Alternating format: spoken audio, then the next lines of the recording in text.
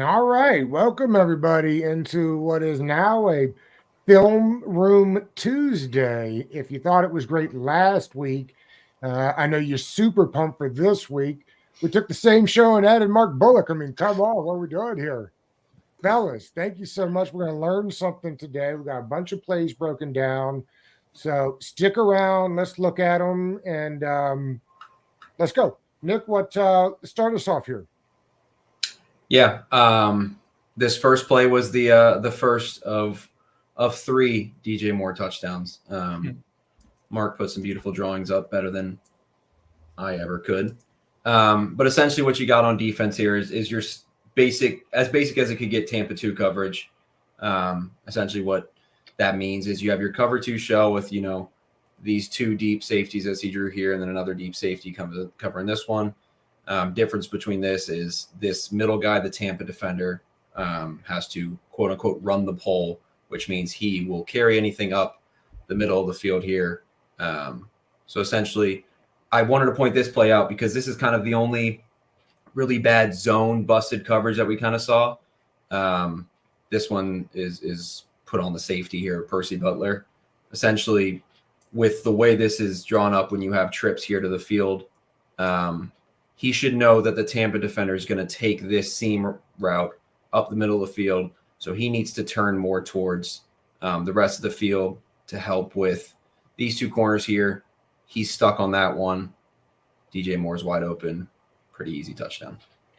Nick, real quick, explain to the folks what the difference is between, we talk about boundary corners and field corners, and they're both on the edges. So I worry that some people might not understand the difference. Yeah. So essentially, when the ball is placed on a hash like this, it's almost never going to be in the middle of the field. There's always going to be a wide side and a short side of the field. So right here, the ball is placed on this hash. This is considered the boundary over here because it's the shorter side of the field. And this is called the field. So okay. Kendall Fuller is your field corner. Forbes up here is your boundary corner. And then Nick, further questioning. So just watching the play one more time, it seems like Cody Barton is doing his natural linebacker, dropping back into that low cover 2 package there. And in your opinion, Percy Butler's has improper positioning, right? He should be more parallel to the line, kind of facing both, kind of observing both wide receivers. Is that what's going on here? It's big bad eye discipline, pretty much. I think he just needs to be less aware of the inside receiver here and more shaded towards the outside receiver because you have help with the Tampa defender there, so he needs to shade more outside.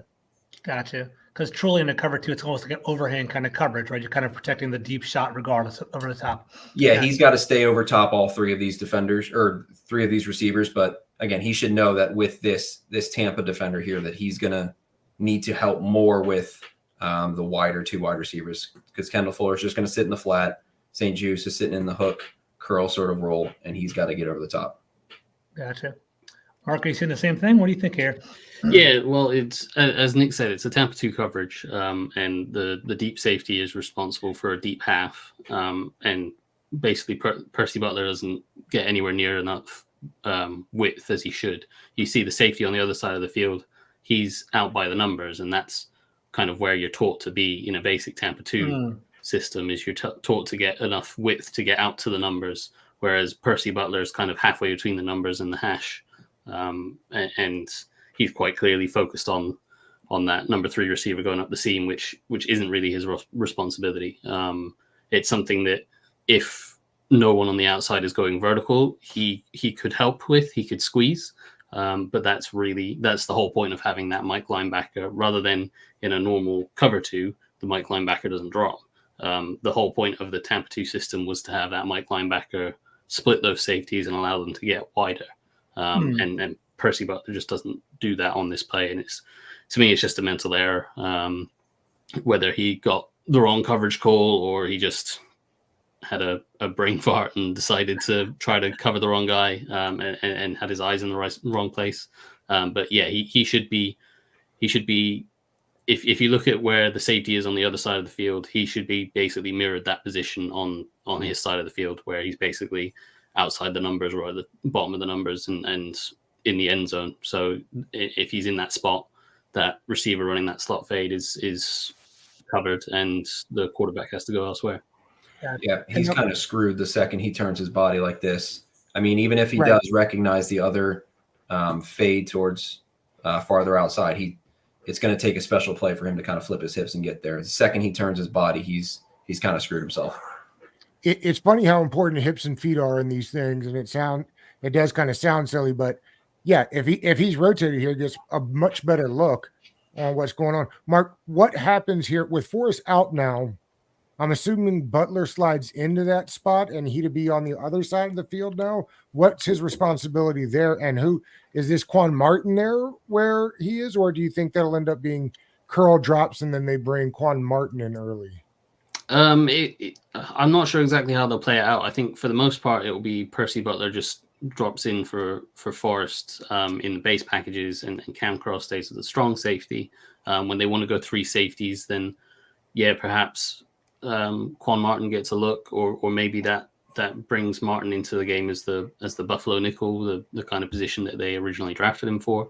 And Cam Cross stays at strong safety. It'll be interesting to see how that kind of works around, but in a Tampa 2 coverage like this, it's essentially a mirrored coverage. So in this kind of situation, maybe Butler would be on the other side of the field, maybe he'd be on the same side of the field. He would have the same responsibility, so he'd be needing to play a deep half. And generally speaking, he's pretty good usually at these kind of deep coverages, and he's usually pretty on top of things as the in the 2 deep coverages that they tend to play, whether it's Tampa 2 or quarters and stuff. He's generally pretty on top of things. And I've been saying most of the season, he's usually more on top of that kind of stuff than Forrest is. So in that regard, he's usually better. But in this case, obviously, he wasn't. Nick, you've got an article coming out later in the week, and I know you've said they're kind of back to doing this, like, not what's best for them. What are we doing here? Well, essentially, they've kind of changed the way they structure their defense, and they started it a lot at the end of last year, where just kind of how they've lined up. Usually, Kendall Fuller, he used to be when he was signed in 2020, was almost strictly just playing on the right side of the field. It didn't matter where the ball was lined up. It didn't matter what hash, what kind of passing strength or anything like that. He was always on the right side of the field. And then they brought William Jackson in and put him strictly on the left side of the field. We saw how that didn't work out. And then kind of at the start of the end of last season, they kind of switched that and put Kendall Fuller as strictly the field corner. So whatever side the ball is on, he's going to be on the wide side of the field. So now they've put Forbes in on the boundary side. And so it's essentially just kind of forced Kendall Fuller to move around the field more. And he's been fun, other than Thursday. He's been pretty good this year.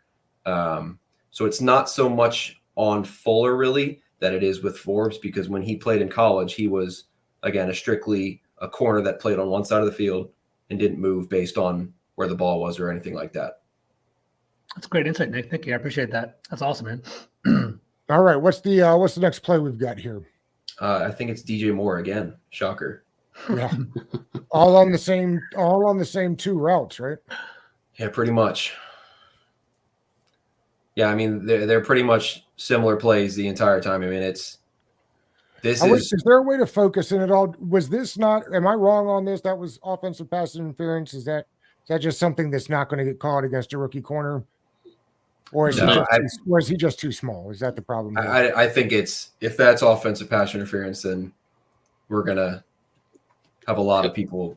It'd be called on every play if it was offensive pass interference. It's one of those. It's a veteran wide receiver move, but it's a typical veteran wide receiver move where it's a little bit of a throw by. When you're breaking off at the top of the route, you kind of extend your hand to help yourself break off and also kind of push the defender away a little bit.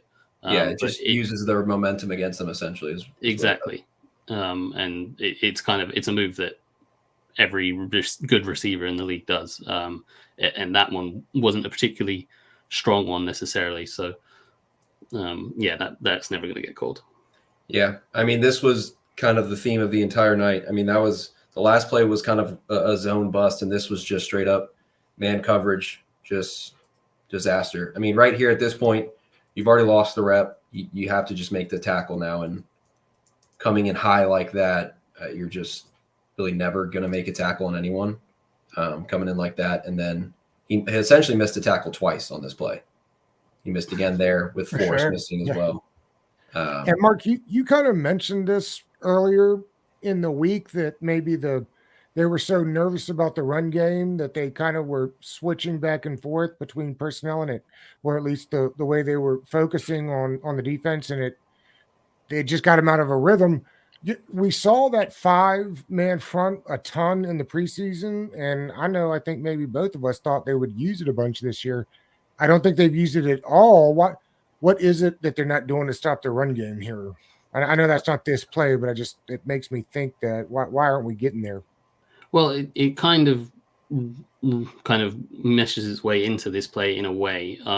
They have been using the 5-man front a little bit, but their thing this year, or certainly in this Bears game, was they were terrified of. I think they were terrified of Justin Fields in the read option threat. Typically, when they had success last year, like you see here, they're in a 2-deep safety look, and they were happy to be light in the box because they're only going to give up 4 or 5 yards of carry most anyway. And if someone like Jonathan Allen or Daron Payne makes a play, it's 2 or 3 yards or less, and they can live like that. And then that gives them more flexibility in the pass game to play 2 deep coverages and quarters and match stuff. This game, and more frequently this year, they've been worried about the run game a little bit more. So you can see Cam Curl drops down into the box, and then that's in one part to help defend the run, to give them an extra body in the box to defend the run, but also on the back end of that, because they're not playing with 2 safeties deep, they're only playing with 1. Consequently, they decide to play more man coverage, and then that leads to kind of what we see here, where Forbes is left one-on-one against a receiver like DJ Moore, and he gets beat. And getting beat is no real shame.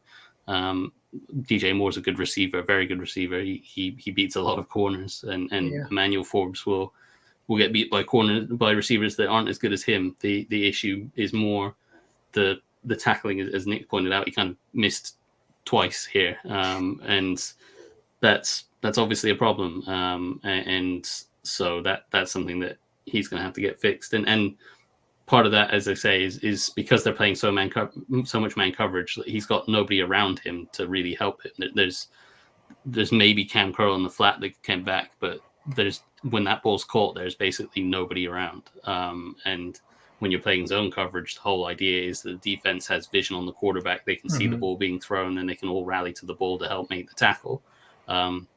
And that's why you drafted Forbes. You drafted him to play zone, to sit in off coverage and break on things and use his instincts and his vision, and try to hunt the ball. And this style of defense doesn't necessarily suit that. And then he's left exposed out in space trying to make tackles when that's not necessarily his strong suit. And you can hide that to an extent if you're playing zone, because you've generally got 2 or 3 guys around to help assist the tackle. When you're playing man like this, you can be left in a lot of space, and he still needs to do a better job making the tackle, but he's also not receiving a hell of a lot of help either. Looking at the play, DJ Moore's a pretty refined wide receiver. If Emmanuel Forbes tackled him at a point of contact, it's about a 7-yard gain. It's not the end of the world in regard to that. Obviously, Emmanuel Forbes kind of comes too high, is up on an island, and misses a tackle twice. You guys have a pretty more refined eye. A lot of fans, and even me, anecdotally, might say Forbes doesn't tackle well. Is that something that's kind of popping on tape to both of you guys a lot? Is it bad form? Is it effort? What are you guys saying? I wouldn't say it's as much effort as it is form. And I had a problem with his tackling when I watched his college film. Gotcha. He's not afraid to try to tackle. He's not afraid to throw his body in the pile. Mm-hmm.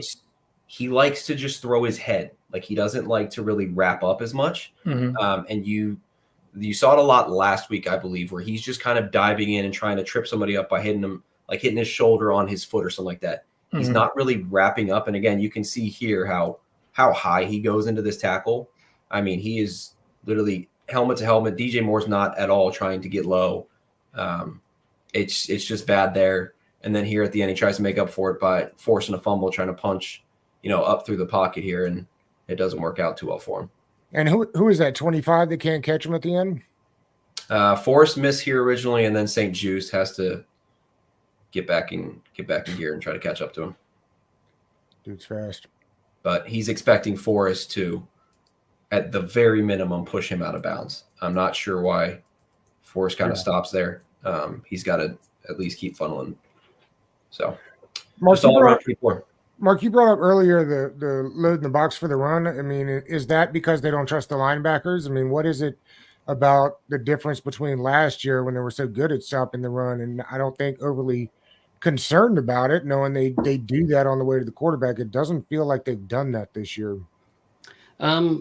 Well, so the weird thing is I looked up the stat for this earlier, and last year Washington gave up an average of 4.4 yards a carry. This year it's only at 4.8 yards per carry. So obviously that's a relatively high number, and you don't want to be close to 5 yards a carry, but it's not like hugely worse than it was last year. It's a case of stylistically last year they were happy to let teams try to run the ball and put together those long, 10, 12 play drives that, they have to drive down the field and try to be penalty free and not get backed up and behind the chains. They have to try to,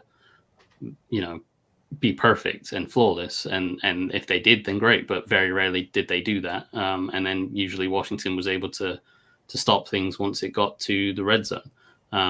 But this year that I guess they're more concerned about the run. And when you have a quarterback like Justin Fields that can add into the run game, like from that picture right there, it's 6 men in the box against 6 offensive linemen. So already they're light against the run. And when you don't have a quarterback that's involved in the run game, you can kind of be okay with that because there's 7 gaps there. There's 1 gap on each side of each blocker. So there's 7 gaps and they can fill 6 of them, and they can do some stunts that make them fill the 7th gap and then kind of buy a gap back.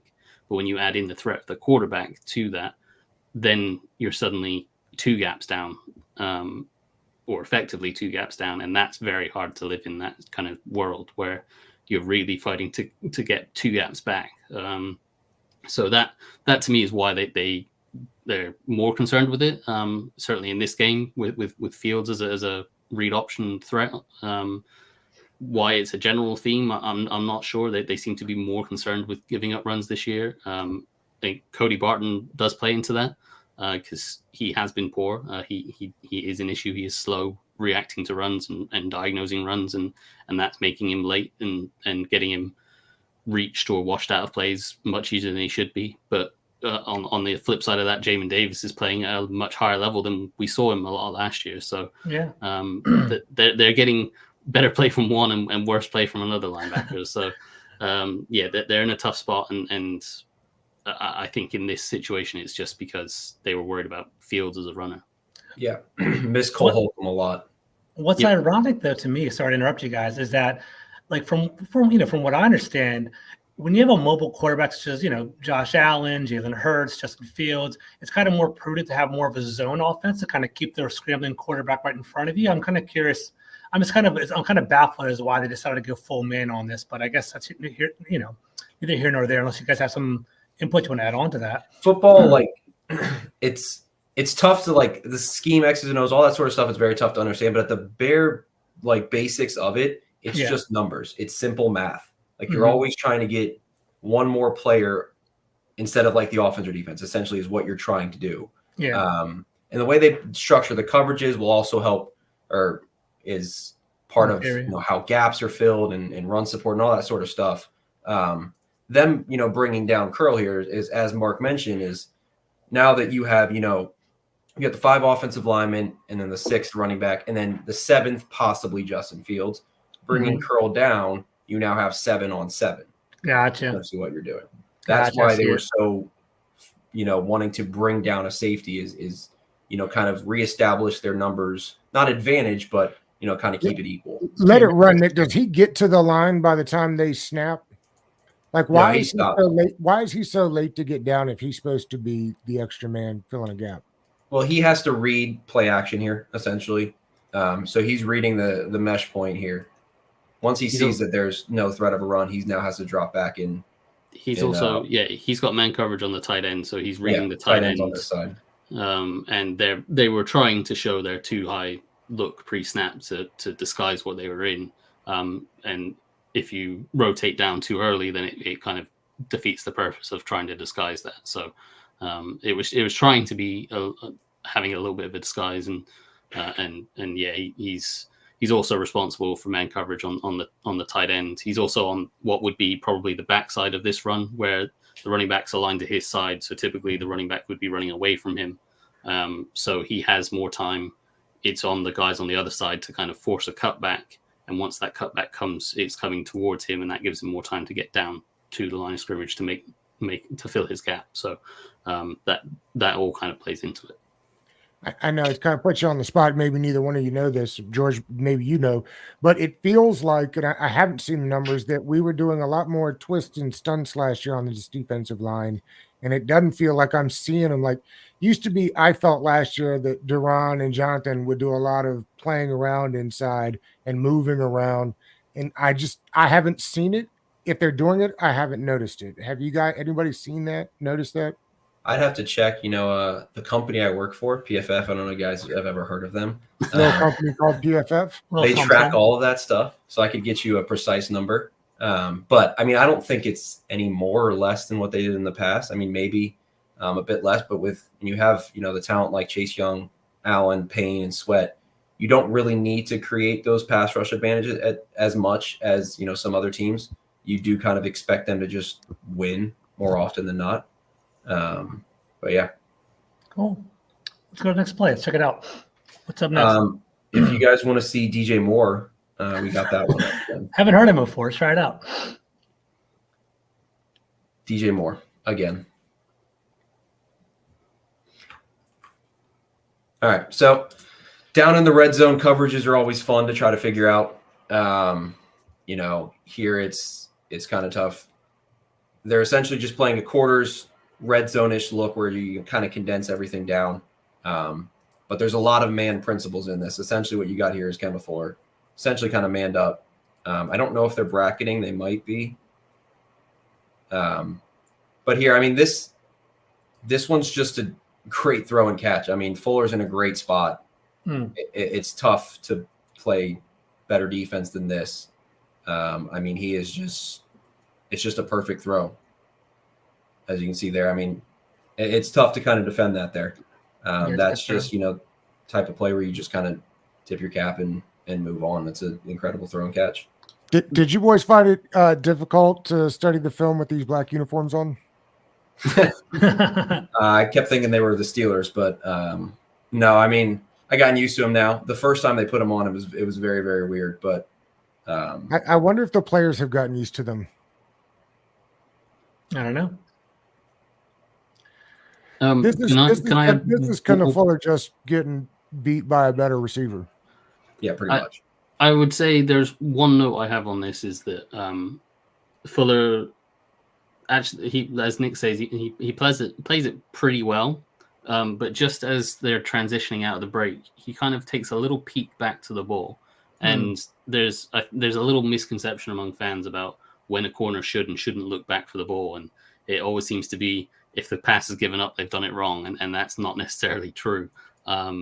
Here, because of the technique he's playing, where he's opening his body to the sideline and he's guarding his receiver, he shouldn't really be looking back for the ball in this situation, because when he does that, he risks losing track of where the receiver is. And that's a little bit of what happens here. As Nick says, it's kind of, he doesn't exactly do a bad job, and it's a very, very good throw, and it's a very, very good catch. And then Fuller still forces them to make a near perfect throw and perfect catch, but he just loses track of him just for a moment as he kind of looks back slightly.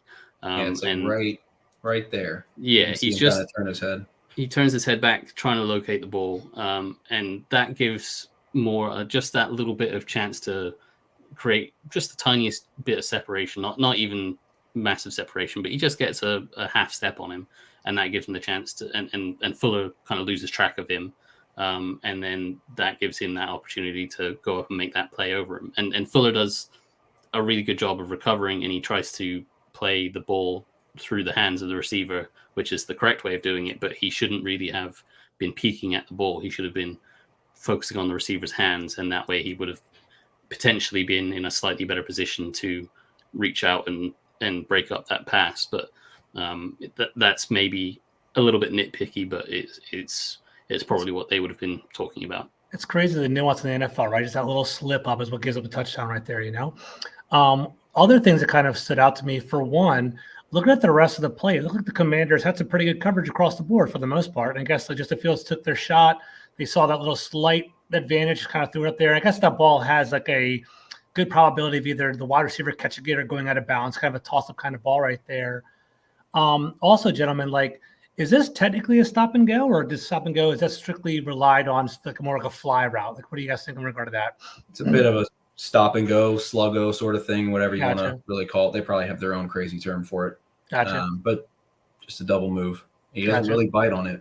Does pretty well.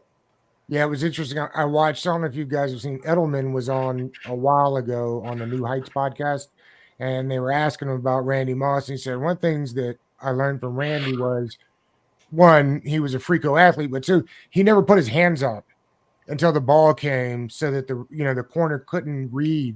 Because that's the other thing they teach, right, Mark, is read the hands. When their hands go up, yours got to go up. And that's what he said. Randy wouldn't put his up until the very last second. Yeah, if you're playing in a kind of a man technique, as Fuller kind of gets into here, then you don't want to be looking back for the ball. You want to be focusing on your receiver and looking for hints from him when the ball's coming. And one of those hints is obviously when the receiver extends his hands to try to catch the ball. And some receivers will do that really early, and the good ones will do it extremely late. And obviously that makes it much harder to catch the ball, but it also makes it a lot harder to defend it. So yeah, it's a good point. It's a very good coaching point that you want to have late hands that make it much harder for the defender to get a read on. Yeah, and I pointed that out last week with AJ Brown on their go-ahead touchdown on the fourth quarter. He had the same thing. He's one of the best at it. Just late hands, like he said. And again, DJ Moore's kind of doing the same thing here. Ball's right there, and he's just now putting his hands up. So it's tough if you're not looking back at the ball to try to judge when that ball's coming, and you just don't really have a chance. The fact is, this group's going to see a mobile quarterback almost every week, and they're going to see premier receivers almost every week. That's the NFL. Yeah. All right, what we got next here? That's enough of DJ Moore killing us. Please. Thank you. I appreciate that. Right. Bang So my this head one with the is the Sam Howell interception. Mark will probably do a much better job of describing, the play and the concept and all that sort of stuff. But I just wanted to talk a little bit about Howell and, processing speed and all that sort of stuff. And he's gotten light years better from what I saw at college and what we saw basically when he first started playing with Washington. But there's moments like this where it's just a tad slow and a little bit off. And I pointed it out last week on one of the throws where it was just slightly late, just like a tad bit late, but someone was so wide open that it didn't really matter. So you see the defense again, they rotate to single high kind of late. So you've got some sort of single high coverage. You see the play breakdown, and you're assuming man at this point with the linebacker kind of moving out, but he's reading this left side of the field. He's reading here, nothing's open. He moves back to the middle field. This is perfect timing. At this point, the ball needs to be kind of released. He's got to release it. He hesitates just a tiny bit. Ball's behind. And there's the pick for you. This is the amazing thing when we start looking at the field. Sorry, Mark, we'll cut you off, but it's like we talk about all the time about inches and seconds, and you can see the plays opened up here. I mean, it's ready to go. To your point, Nick, I mean, get this thing out of here. Boom, it's on him. 45-yard line. He does everything perfectly here. He starts with the correct read to the left, and he flips his head back to the middle. And for whatever reason, it's just not triggering right now. And then in the NFL, when you're even less than a second late on some things, it'll kind of bite you, especially if the ball's a little bit behind. Have you seen improvement week to week, Nick, from the first week to now? Yeah. Okay. There's been a lot better moments from him. There's still some, like we've seen it with the sacks and all that sort of stuff, where it's just like a tad slow. Gotcha. But he's gotten, like I said, light years better from when he first started. Nick, will you run it back to the original with the yes. Mark, explain to us what's going on at the bottom of the screen and how they determine where that's going. Yeah, so we've got it's kind of a split field read for Hal here. We've got to the top of the screen. We've got what they call, I believe they called a Tampa Bay concept. Most West Coast offenses would call it a bow concept or a snag, where you have the outside receiver kind of sits down on what's called an arrow route. You have the running back working out to the flat, and then you have the slot receiver, or sometimes it's a tight end, runs a basic cross. Then on the that's a concept. If you don't know it, get used to it. It's something they're running like 3 or 4 times a game. So get used to it. I don't know exactly what they call it. I know the Andy Reid tree in general calls it Tampa Bay, and they call it that with the bay for the basic cross. If the slot receiver were to run a corner, they just call it the Tampa concept. But so yeah, that's what I've been calling it. But anyway, to the bottom of the screen, they've got basically a choice concept or an option route, where the inside receiver is running just a clearing out corner route. That's just designed to draw away coverage and vacate space underneath. And you got Logan Thomas as the tight end who's lined up outside. He's motioning inside to give Hal a little bit of a pre-snap identification, and then he's running an option route where he's reading the coverage and he can either break inside, outside, or sit his route down depending on how the coverage plays out. And so the option route is always the kind of primary read on any play involving an option route. And so Howell is slightly late here because he is taking the extra second to read the option route. And if you play it through just a little bit to the point where Thomas is breaking, that safety runs down, which gives him kind of a man indicator. And Howell's looking to Thomas to think, I'm going there. That's the option route. That's where I want to go to. And he breaks inside, and that's where ideally you want your option route to break inside because that gives him the most field to play with. But the linebacker in the hole has kind of seen exactly what's coming, and he slides over, and you can see there's that linebacker there kind of bracketing Thomas and ready to intercept that pass. So that delays Howell a little bit because I think he probably thinks I've got Logan Thomas here. I'm going to go there. And then he spots that linebacker sliding over that way, and suddenly that read isn't there. And that makes him then come back over to the other side of the field. And as Nick said, that ball needs to be out like right there. Everything is done right. He's going to the right read. The read is open when he's looking at it. It's just that fraction of a second late. And that's, that just comes with learning the play and running it more often. And they've run that Tampa Bay concept to the top a ton. They haven't run it a huge amount with a tight end choice route combined with it on the other side. They have run it once or twice, but they haven't necessarily run it against this look. And that's something that it's a point that Eric Bieniemy has made a couple times in press conferences where when you see something happen to Sam Howell, it's probably the first time he's seeing it happen. Yeah. Mm-hmm. And that is a really important point to remember that this is probably the first time that he sees how this look plays out against this kind of coverage. And that explains why he's just that beat slow. And I think if on Sunday they get this exact same look against this exact same play, I'm sure Howell will be much quicker to get to that basic cross over the middle and hit it for a first down.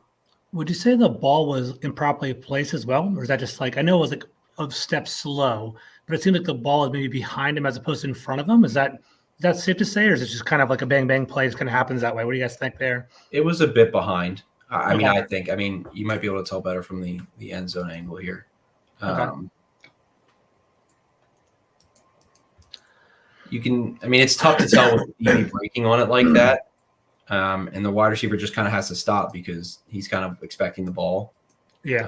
So it's tough. Is Logan Thomas the first read there, or is he on the? Yeah. Yeah. So, and the other thing with this, there was another play which we don't have here, but the catch that Jamison Crowder made over the middle. I don't know if you guys remember that. Yes, I do. Yeah. So on that play, Crowder ran a similar route, though slightly deeper. And he noticed that Howell was just slightly late getting to him with the ball. And what he did was he gave away depth. So he came back towards Howell and lost a few yards that he could have made. But what he was doing was protecting Howell and the throw from the corner trying to undercut the route. Gotcha. What we see here is the defender is trying to undercut that route, and because the receiver, it's not necessarily the receiver's fault here. It's obviously not the receiver's fault here. Howell is late, but Jamison Crowder, being the kind of veteran and having run those routes over the middle, knows from experience that if that throw is coming just slightly late, that corner is going to be trying to undercut from behind. So when Crowder ran the similar route, instead of continuing to gain depth out of the break, he came back towards Howell. And that, like Nick has drawn up there, he came back towards him slightly, and that helped protect the ball from the defender trying to undercut it. So that's once you kind of break here, what Mark is essentially saying is instead of kind of drifting it this way, more flat, more towards the quarterback sort of thing. Gotcha. Exactly. And that's not... Was that Terry? That's Samuel, right? That's Samuel. And it's not necessarily a thing on a receiver that you expect them to do. It's just a case of Jamison Crowder is a really experienced receiver. He's seen a lot of looks, and he's a guy that knows when he goes over the middle, if that ball's not perfectly on time, the guy behind him is a threat to undercut it. So he made a really nice veteran move to kind of help Howell out. Where it's not a criticism of Samuel at all. It's just a note that's a thing that a real experienced veteran like Crowder can help out a quarterback in that kind of situation. It was interesting. Terry and Dotson combined for an 18% target share in the last game. Is that toe bothering Terry more than he lets on, do you think? Have you seen it on tape at least? I can't say I've seen him looking bad. It did feel like he didn't play as much as he normally does, but I don't think the snap counts necessarily reflect that. I think it's just kind of a case of the offense is the offense, and it's not it's not a type of offense or a system where they have to force feed one receiver the ball. It's the type of offense where you want the quarterback to be reading everything out properly, and whichever receiver is getting open is going to get the ball. And they've got a bunch of weapons. Yes, Terry McLaurin needs his targets, but they've got Jahan Dotson, they've got Curtis Samuel, they've got Logan Thomas, they've got Gibson out the backfield. They've got a ton of weapons, and any one of those guys can make plays after the catch. So yes, they need to make sure McLaurin gets his touches, but and they did some things against the Eagles early on to kind of force feed McLaurin the ball a little bit more. But it's not something that I think they're intent on doing too much. I think they would rather have experience of reading out plays properly and getting to the right place with the ball, rather than having him learn just to focus on where's Terry. I'm going to throw to Terry no matter what. The Taylor Heineke special. Exactly. You want him to be learning to be an overall better player rather than just relying on one receiver, because then if McLaurin goes down, then his safety blanket's gone and he's suddenly struggling. So, you want the quarterback to be able to distribute to whichever receiver's getting open. It feels like they're finally using Samuel the way I think we thought that they would when he first got here, which is nice. Speaking of Terry McLaurin, this is just, Mark can break down the concept a lot better than I ever would, but this is just a perfect pass from Sam Howell. It's not all bad. There was a lot of good from Sam Howell. It showed off his arm talent, showed off his processing skill. I think there's a lot to really like about Howell. When you ask anyone to drop back almost 60 times in a game, it's going to be tough on them. Yeah. That's just kind of what they had to do with the hole that they put themselves in. But 55 straight is the PFF record, right, Nick? That's what my coworker said. I don't know where he got the number from, but I will believe him. So it seems like a lot of players are open too. Didn't Samuel kind of break up a little bit right there too? Yes, right. Yeah. Well, so to start this play, Howell is looking off to his left. He's looking to Jahan Dotson on that speed out, and the player in coverage kind of stays with him pretty well. So the natural progression of the read is you kind of work your way back across the field from left to right. And so McLaurin is the very next guy coming into Howell's vision, which is a very nice play design that you have. He's looking out to Jahan Dotson. It's not there. So he's coming back across, and you can see that they're playing some sort of man coverage where that 30. I think 31's a safety, but maybe he's a slot corner. But he's losing Samuel, but he's still running with Samuel, which means there's going to be space for McLaurin when he crosses from the other side of the field. And so the only real, you can see there the safety still trailing Samuel, and so it's wide open. So Samuel is open, but the read, the next throw in the read is McLaurin, and you know that there's a ton of space for McLaurin to be working into as well. And actually, real quick, Mark, explain that, because I think people will be confused. I think a lot of people are going to look at this and say, you've got to get the ball to the guy wide up in the middle of the field. Just explain that. That's not how it works in an NFL system.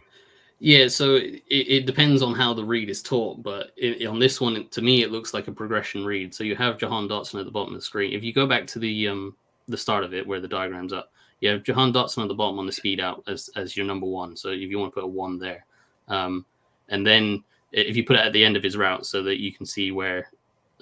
See, this is why he does the diagram stuff. So you have that number 1 there, and then if Hal's already looking out to his left, you want the read to naturally progress as he works inside. So it goes 2 to Terry McLaurin, and then it goes 3 to Curtis Samuel, and then it would go 4 to that backside dig, or those two might swap around depending on the timing of how they kind of play out. But I see what you're saying there. So the second read comes into play naturally into Sam Howell's vision because he started looking left. That second route, that McLaurin over route, comes into his vision naturally. And if we go back to where we were, where the McLaurin and Samuel were breaking across the middle of the field, we'll see right here. You can see that actually behind where that safety is trailing Samuel, there's a ton of space. Yeah, I saw that. And so there's also a ton of space there. And in fact, on the backside, there's that Logan Thomas route is kind of taking up some of the space of where Samuel's running to. So the right read is to throw to McLaurin. And actually, Jahan Dotson kind of gets in his way here because Jahan Dotson, when he doesn't get the throw on the out route, turns up the sideline and kind of goes off script a little bit. And that brings that corner into play to tackling McLaurin. If Dotson stays low, then it's McLaurin one-on-one on that safety. But as Nick said, this throw is fantastic. Howell has to kind of show a little bit of touch to not just loop that ball over the top of the underneath coverage, but still have enough velocity on it to get it to McLaurin in stride. And it's a perfect throw that drops over his shoulder. And McLaurin doesn't break stride at all. He catches over the shoulder and is able to keep running. And as I say, if Dotson stays low after his break, that corner isn't there, and you're looking at Terry one-on-one against the safety, which maybe the safety makes the play, but I'd still back Terry to break a tackle there. Sounds like Mark just loves blaming these receivers, huh? So Mark and Nick, on the last 2 plays we kind of broke down and diagrammed, it seemed like they went from like short to deep in regard to progressions. Is that kind of like a natural NFL like method, or is that just kind of an Eric Bieniemy kind of method as well, or just coincidence because we saw 2 plays where it was like a quick play, then Nevada's in there, just go deeper? What do you see? What happens there?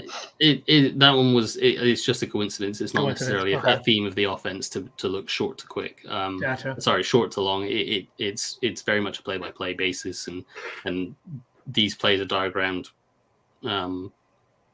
to beat specific coverages that they're expecting to get. And so if that first route to Jahan Dotson probably is open quite often because Dotson's a very good runner on those speed outs. And if that corner doesn't play it as well as he does, like you can see how he gains width as he drops back. He's anticipating that break outside. So that kind of takes away Dotson's leverage to cut out, and that takes away that option. If that corner had stayed a little bit more square, Dotson probably wins that route and that ball goes outside, and then Dotson has that chance to break up the sideline and have nobody tackling him. So it's very much just an individual basis, play by play. It's not an offense where they intentionally say you read every play low to high or high to low. It's just a play by play thing. Got it. Thank you. All right, what you got next, Nick? We got a lot more Howell stuff. I love it. He's made some upper level throws. There's no doubt. I guess Nick and Mark, anecdotally, before we dive into the play, there was like a it just seemed like Howell was very polarizing after the game. Like I thought he was played admirably, and I thought he had a pretty good game. But then, like you go on social media, and people are bashing him for whatever reason. Do you think that was uncalled for, or how do you guys feel about that?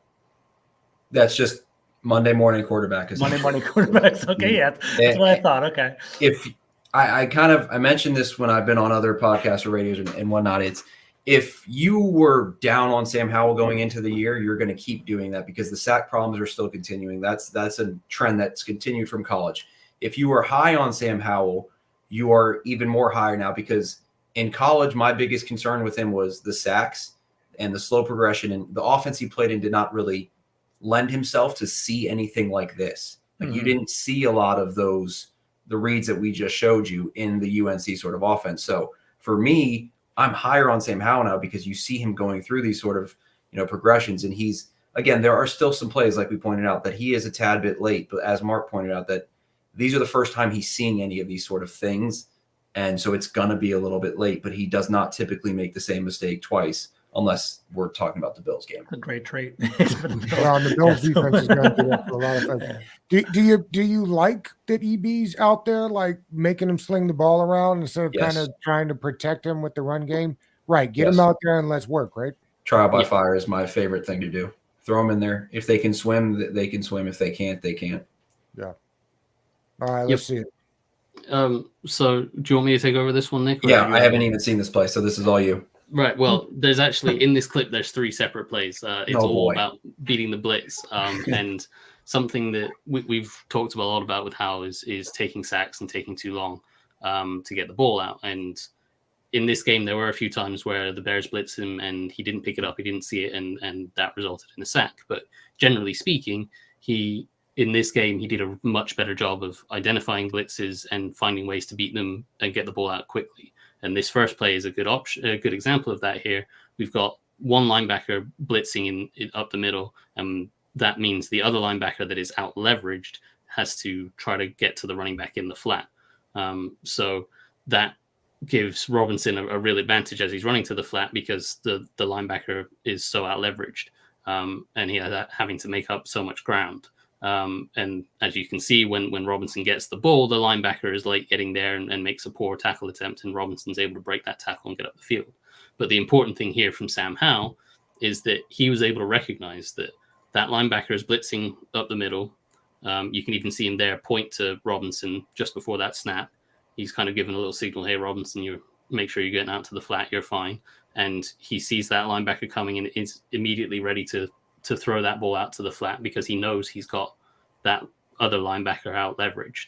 And so when you see a quarterback doing this kind of thing, identifying the blitzes and getting the ball out quickly to out leverage players that are getting beat because of the blitz, then that's a sign that, Sam Howell can reduce these sack numbers because he's starting to see more blitzes and identify more things and get the ball out quicker, make the adjustments that are needed to get the ball out quicker.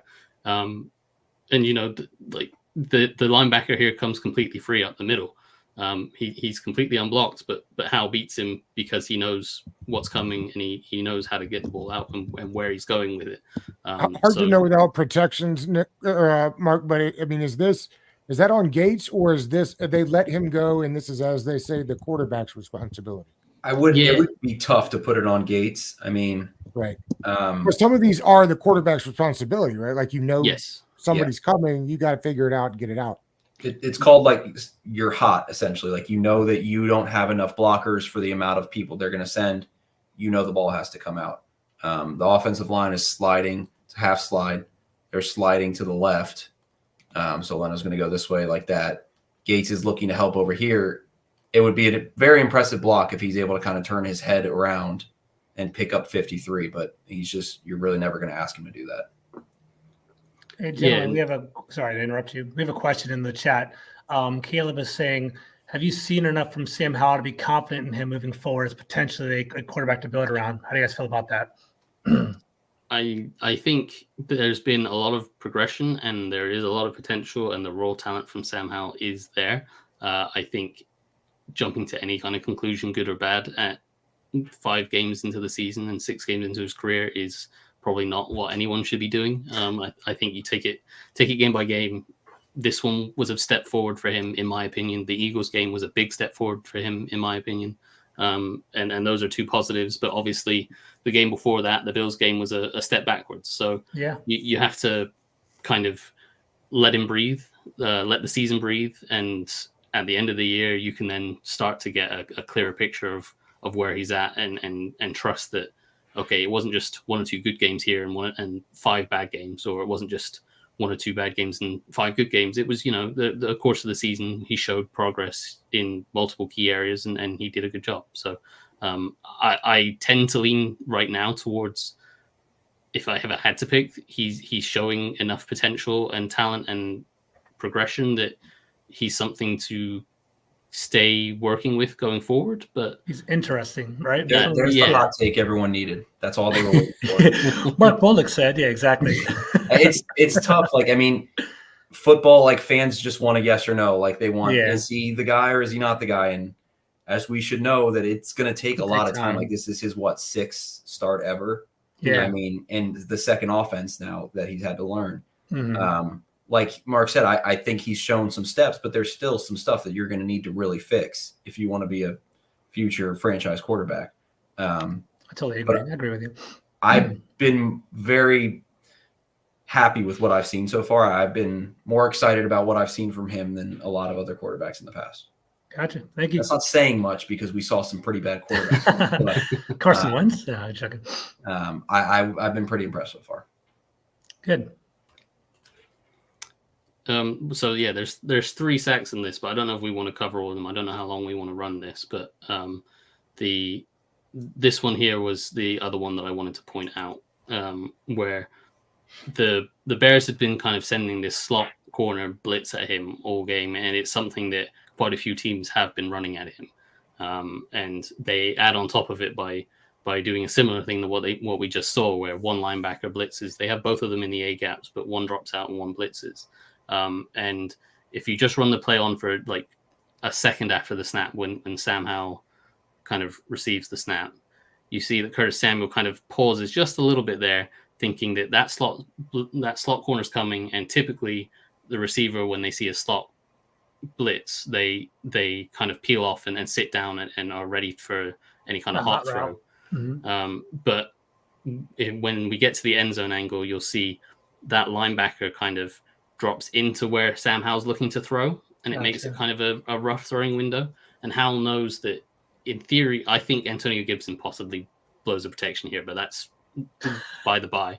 In theory, he has enough guys to pick up that blitz, so he's got a little bit more time than he doesn't have to get that ball out immediately. He can wait a little bit, and so he waits for the second window where Samuel kind of bends his route behind that linebacker and then throws it over the top of him. And again, it's another example of him understanding what's coming, knowing his protection, trusting his protection, knowing where he needs to go with the ball, and then reacting. That linebacker drops out into his throwing window, but he doesn't panic. He stays patient. He knows that he's got Samuel running behind him, and he's got that kind of second throwing lane to put that ball over the top of the linebacker and complete that pass for a first down against a relatively decent blitz from. Yeah, Mark, to be clear, you think Gibson should have chipped on 99 before he bounced out? Is that what you're saying, or what are you thinking there? No, I think Gibson probably was responsible for that slot corner, or the linebacker. They have a partial slide. Yeah, they have a partial slide going that way, and I feel like Gibson should be reading one of those guys, and he doesn't. And he kind of. I see what you're saying. Perfect. Usually, the keys for running backs is they're going to be picking up a linebacker or a corner. They're never really going to be asked to pick up a defensive lineman. Gotcha. Thank you for that. Appreciate that. Now, Nick, interestingly, we've talked about the record of consecutive passes. I believe, per your company, that the Commanders have used the least amount of extra men in the box. They've run the most 5-man sets in the league. It's one thing to ask the quarterback to throw it 55 times. It's another thing to ask the line that feels like has had its moments of weaknesses, just again out there trial by fire. Do you like the trial by fire the same way with your offensive line that you do the quarterback? I do. I'm not as low on the offensive line as a lot of other people are. I think that a big thing is the quarterback controls his pressure rate. Like to the most part, he he's responsible for a lot of it. And again, as Mark pointed out, you can see here with the way this corner blitz is coming from, you know how your protection is going to be. You know that you're going to have these three guys sliding to the right. And so once 49 drops out, you know you're going to have these three at the very worst over these three guys at the absolute minimum. I think Mark's right, and Gibson should either get or should probably get the corner here. But again, you can see the corner move into the hole right there in front of the center right. Keep going. There. Yeah. So first for Howell, you need to know that. And again, it's really nice to see, again, there's a slight drift in the pocket because, again, you know where that blitz is coming from. Avoids it just a little bit. And that's the pocket management that you want to see from a young quarterback. A lot of times quarterbacks will just, once this first window is gone, they kind of panic and just either bolt out of there, move on. But it is nice to see him kind of hang in there and get hit, still deliver a pretty accurate ball. Mark, were you surprised to hear Leno comments about the end of this game and how he thought maybe they should have, conceded and started running the ball?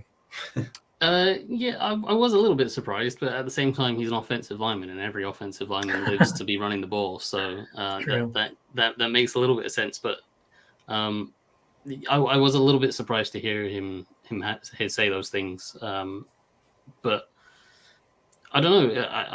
I agree with Nick. I like them throwing the ball. I like them expediting Howell's progression, and you're seeing how well he can develop, and you're, by the end of the year, you'll have a very good idea. If they keep throwing at this rate, you'll have a very good idea of what you have in him, and whether he's going to be worth staying with and developing more, or whether he's going to be someone that you want to move on from. And that's, at this point, that's kind of what the whole point of this season is to see what you have in, and the ownership will be thinking not just how, the whole regime, who's worth keeping, who's not, and you want the clearest evaluation of everyone, and the most important is obviously the quarterback. So yeah, I think getting to see him throw the ball more is just helping, really. All right, let's wrap up with this one. This is the touchdown here, right? Yep, and this is one more example of, again, they're running another slot blitz. It's actually a cover zero, and they're trying to disguise it as some sort of coverage. But the slot quickly explain the cover zero, Mark.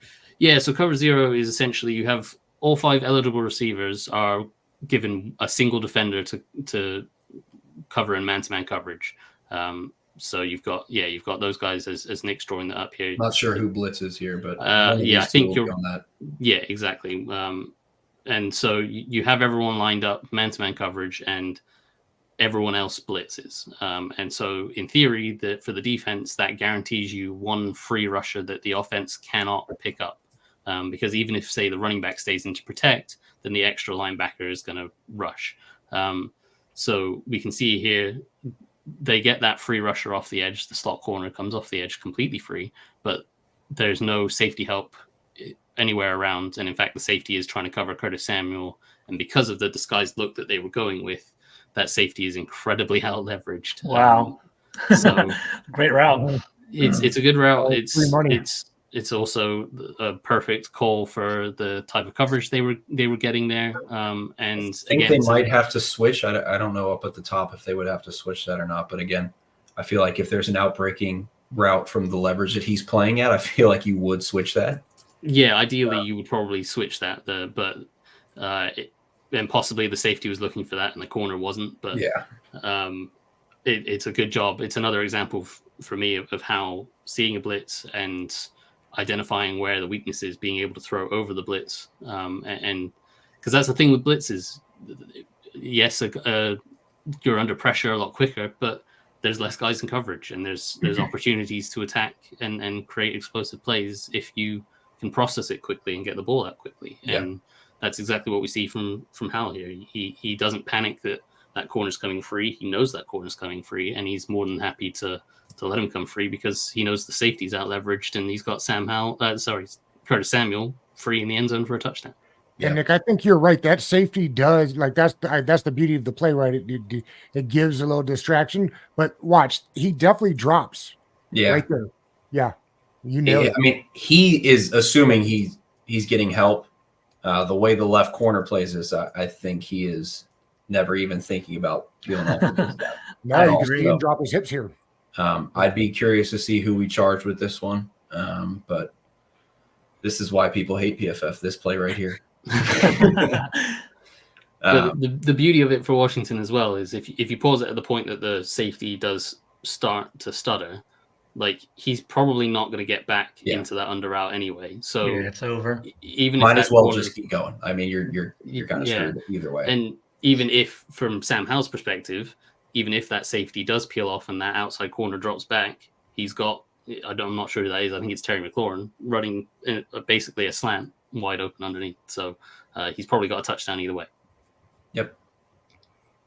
And again, it's just knowing where the blitz is coming from and knowing where your protection is. I mean, just kind of based on this look, they're going to half slide to the left again. So you've got these kind of three guys kicking out, looking at these four over here, and you know that you're going to have too many rushers on the right side. You know that with that corner blitz coming, you have 3 over 2. You got to get the ball out, and he does. And Nick, just curious. I guess I didn't see the beginning of the play. Why would they slide left as opposed to right there if they're anticipating a blitz? It's numbers really. Okay. So essentially, you've got 3 threats right here within the box. Gotcha. Kind of counting who's in the box. 4 They're and not 5. counting. They probably aren't really counting 22. I don't know if they are, but and you've got 4 threats here. Gotcha. So you're just going to slide to essentially where It's all the number game. You're right. Again, football is numbers. It's numbers and geometry. It's numbers and leverage, and that's really all football is. That's the other point there is that if that slot corner is coming, he's the guy that's furthest away. So he's the guy that's going to take longest to get to Sam Howell. Makes sense. And It's especially why you see it's why you see a lot of times with linemen, you'll see there was a clip that for the Giants right tackle Evan Neal that went viral of him not blocking a defensive end that's rushing right by him. But you're taught as an offensive lineman is to take away the quickest path to the quarterback. So you're always going to block down essentially. So. Yeah, he got excoriated on Twitter for calling him out when it apparently wasn't Neal's fault. It wasn't at all his fault. He did exactly what he was supposed to do. But that's football Twitter for you. Well, either which way, he still got about 1 million views telling him what a donk he was. I don't know if that's a good thing. They all count for views, I guess. That's true.